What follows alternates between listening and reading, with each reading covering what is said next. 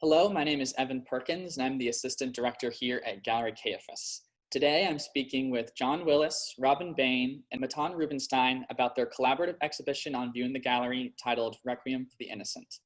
The work is a reflection, response, and memorial to the victims of the horrific mass shooting that took place in El Paso, Texas last year.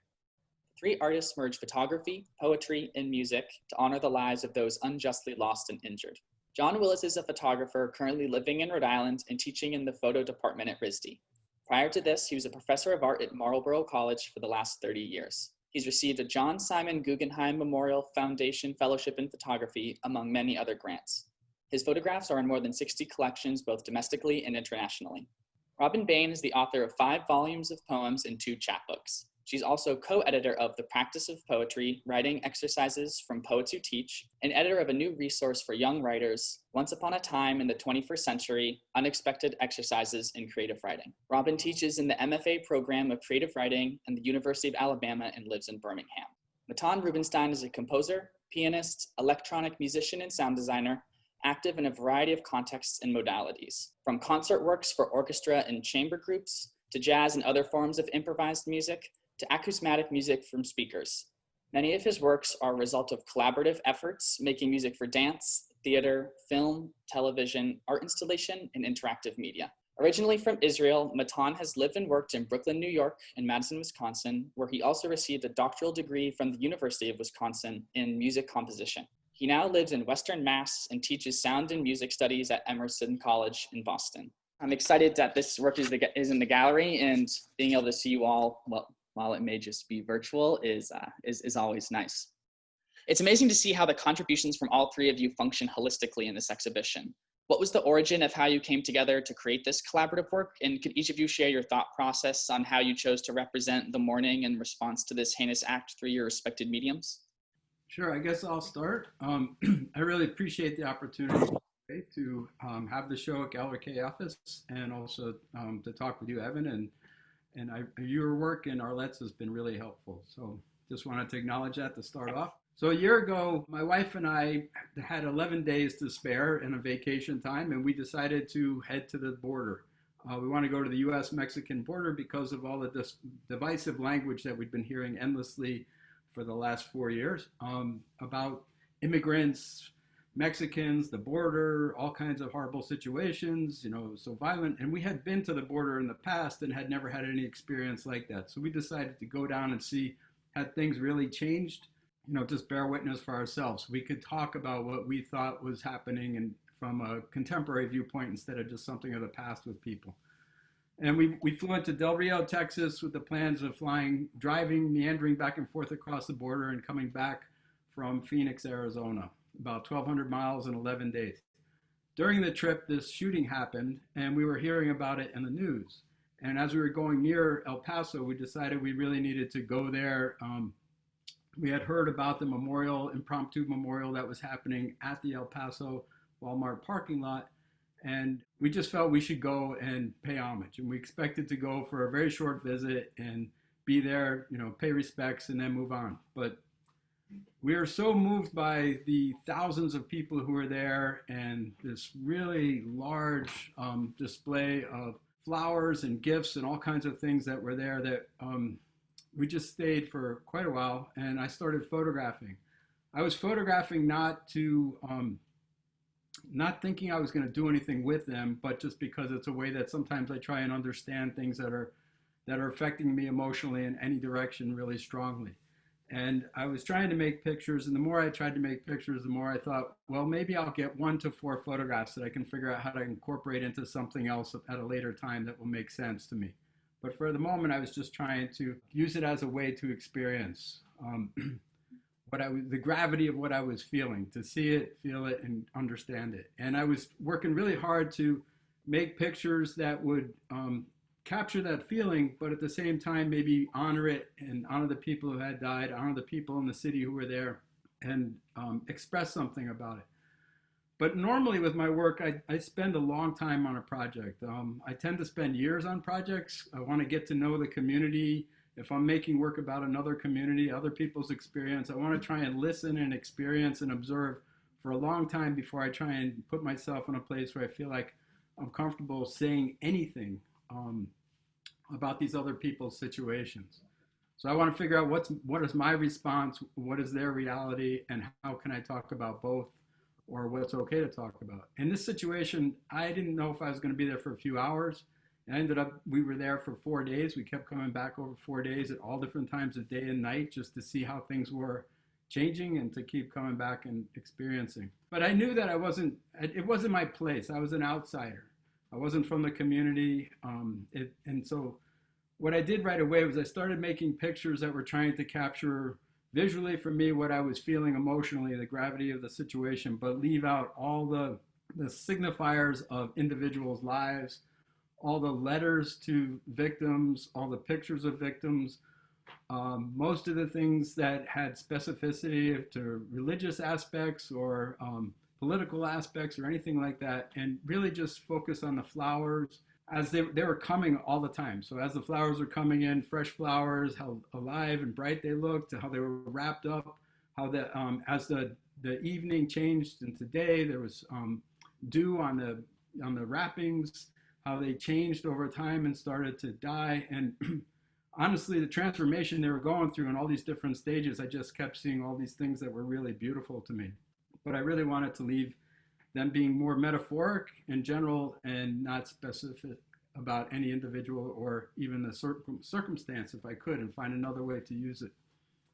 And again, I kept going back all different times of day and night, but the rest of the day, what I would do is wander around the city, and I just found it an incredibly loving, grieving, really horribly grieving community, but so open and generous, and such a strong community that was exact opposite of what I'd been hearing about Hispanics and the border and everything else. You know, El Paso is about 80% Hispanic as a community. So I was really moved by that as well. And their beautiful response. If you would be there at the memorial, it was, there could be 1,000 people there and be perfectly silent, or sometimes they'd all break into song together. It was just really, really beautiful.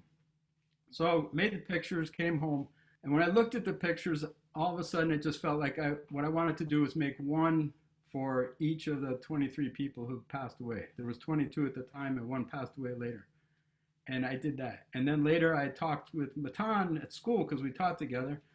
And I was talking with Matan about the experience and the images. And he and I had the year before done a collaboration putting together photographs in response to a couple of sites in New England. And he made recordings, sound recordings, ambient ones, of the places where we were. And I just found them really beautiful. And then he put them together, composed them into a composition that was amazing. And we made an installation. And so he was interested in doing something again. I gave him a box of the exhibition grade prints, and he went off and made music, composed music while he was looking at the pictures. My publisher, George F. Thompson, had known Robin and is also Robin's publisher, had published some of her work at least. And he commented that he knew Robin and thought Robin would be really interested in working with us. I'd been doing, another thing I did when I got back was I was doing research on gun violence. And I shared it with Robin, what I was doing, and she went and got inspired and started working with us too. And I think I should probably leave it there, but just say it's been really amazing to work with Robin and Matan and have poetry and music in response to the situation and collaboration, and that I find each medium complements the others in very different ways. John several times came to me and said, hey, I have this body of work. He has this amazing body of work that's also in the Caiaphas right now, covering the pipeline demonstrations. And he would come to me and I would think, what can I do with this? John is incredibly generous with this instinct to share and open up his work. We did this initial installation, which was basically me doing something parallel to his. He was taking images of a place, I was taking the sounds of a place. And I tried to manipulate those sounds as little as possible and just, put them together in a way that's analogous to photography. For me, basically the collaborative act is trying to stretch the musical kind of operations, right? The compositional operations, to incorporate the kind of the methods of whoever I'm collaborating with as a way of expanding my own vocabulary. I thought, okay, but I wasn't there to grab sounds. I wasn't there to document anything. But the pictures John showed me I found them really powerful. It got me thinking about my own past a little bit. So I was born and raised in Jerusalem. Right around my teenage years, there was a wave of suicide bombings all over Jerusalem, and they tended to focus on public buses. So to me, that was I always thought of it as kind of an interesting parallel of this kind of, as a teenager, me and my friends, we just didn't know. It was kind of, climbing on a bus was kind of like Russian roulette a little bit. The thing that struck me as the most critical difference between the two places that I've lived in, the response to violence, was that in Israel, the mourning and the observation of mourning was completely public and communal. After an explosion like that, all the radios would play, sad music, and people would talk in hushed tones. Israel is a place where everybody always, argues very loudly. People would stop for a few hours, and it's not that it was sincere, but it was very powerful. There was this kind of a massive response, and I remember being struck, seeing those pictures and thinking about all these shootings that have been kind of like a plague over the last couple of years, the plague before this one, I guess, how little communal expressions of grief there were.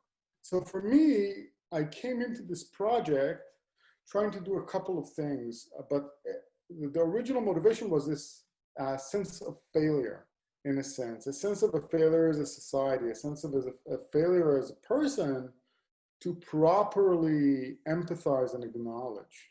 The other thing that I was thinking about is how flowers are is a kind of a public expression of grief and kind of a formalized public expression of grief. And I thought, okay, what's the musical parallel to this? And the musical parallel, of course, is the Requiem, which is the Mass for the Dead. But I thought this can't be a massive Requiem because there is no mass response. So the analogy or the allegory that I came with is a series of very small Requiems. I have a quartet I've been working with called the Marlborough Splitstream, which was an ensemble in residence at Marlborough College. And I thought even the full quartet is too big. So every piece was for 1 to 3 musicians out of that quartet. And the idea was that just like our kind of emotional response, our inability to engage emotionally, all these pieces will be happening at the same time, making it very hard to distinguish one from the other. I was really excited about this and structurally in terms of a compositional challenge. And I came to John and I said, okay, so there should be, John talked to me about an installation in which there would be, initially we thought about 2 rows of 11 pictures. At the time, there were 22 pictures. And I thought, okay, I'm going to make 22 of these pieces and we'll have 2 manifestations.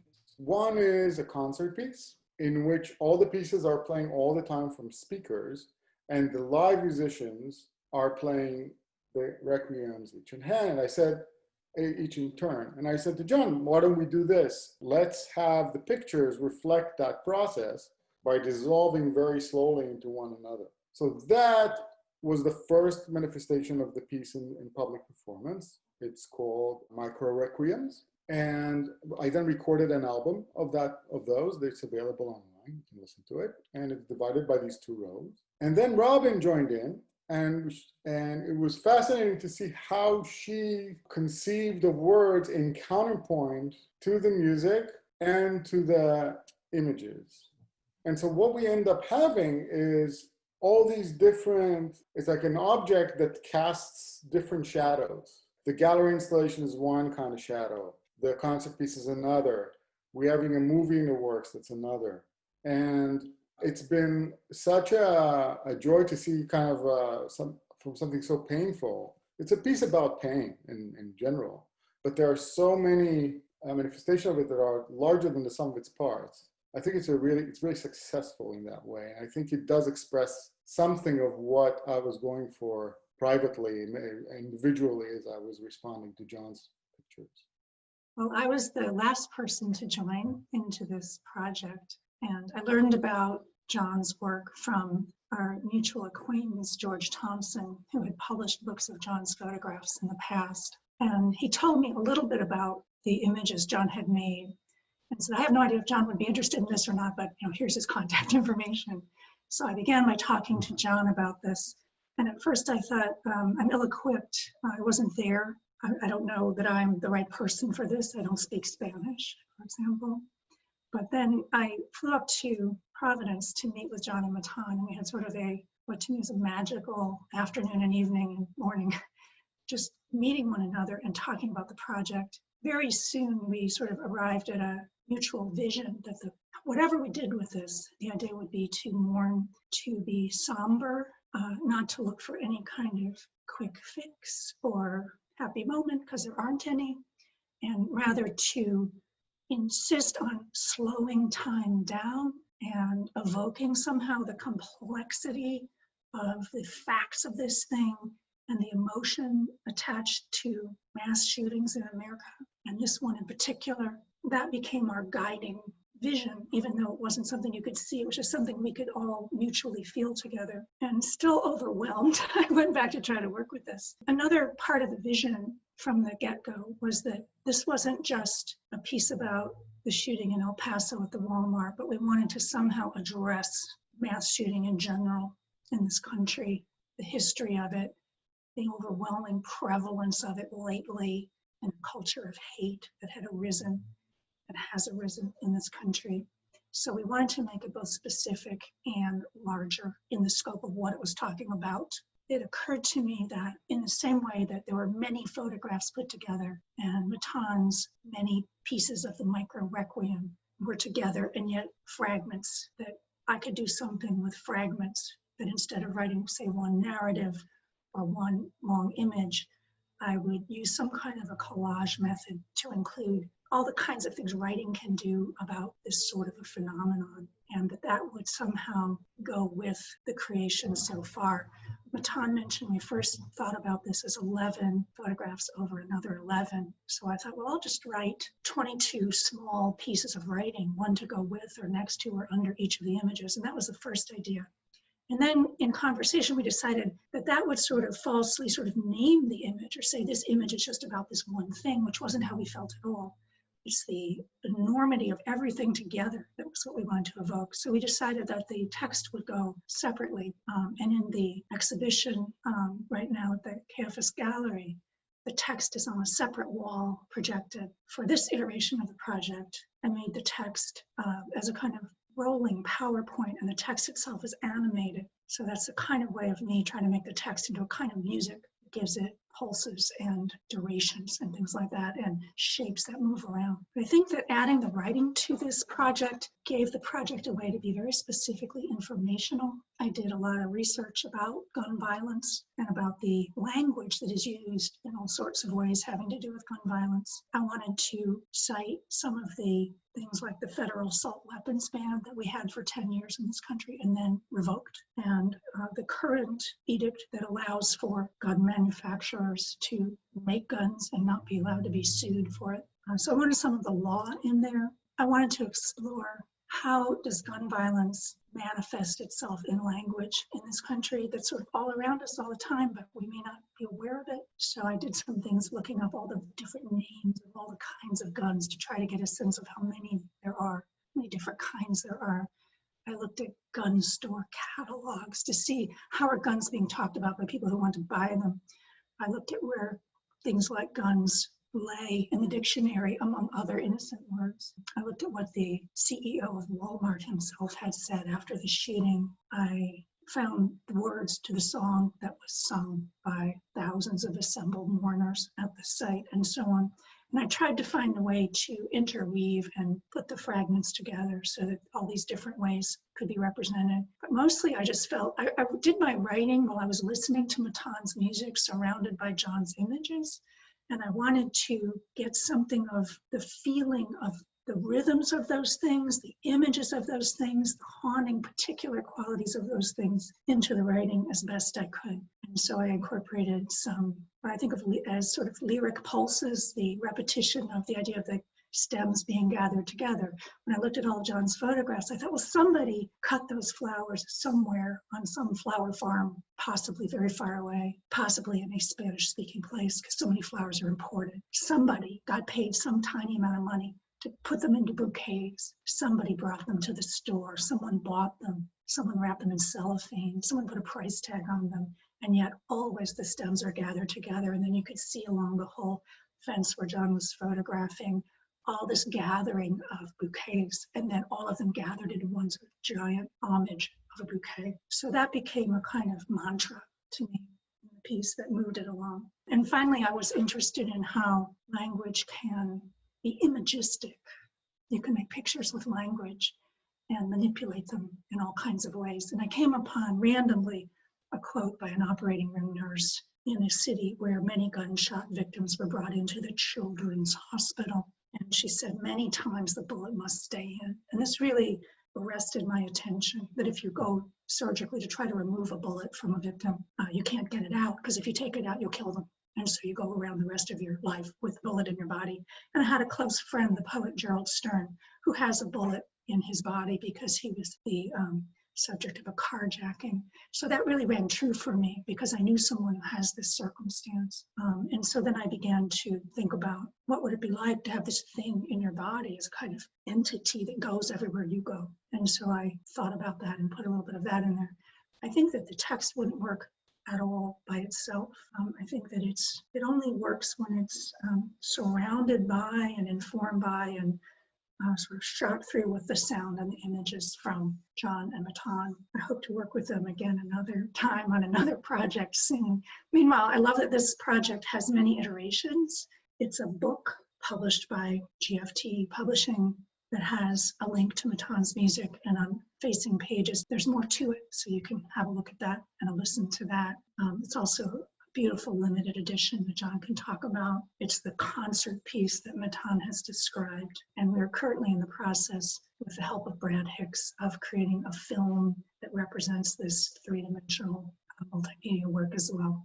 It's just an honor to work with you all. And I'm thrilled that even during COVID, there's a place in Boston where we can go and see this work right now. I have my ticket. I'm going to put on my mask and kind of come up there myself soon to see it. Thank you so much for this, Evan. Yeah, we're excited for all of you to come into the gallery and have time where you can speak to people and interact with them and work personally. So I think that's something that we're all craving right now. And I think something that we haven't had closure on is a sense of group mourning just in our situations right now.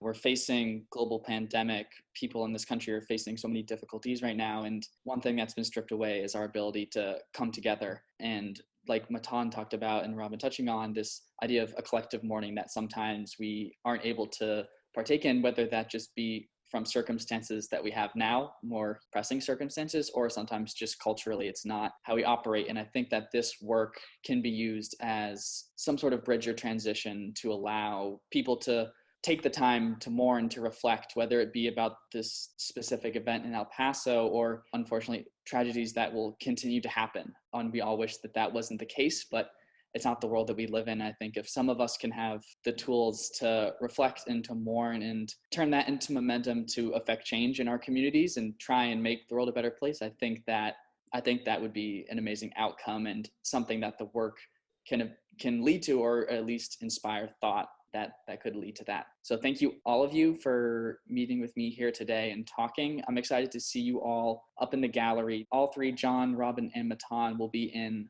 October 9th and 10th. We'll be continually posting about it at the gallery, so you'll be able to talk to them, see the work, and be able to enjoy and be immersed with the sound, the text, and images in this show. So thank you, all of you, for taking the time to speak with me today.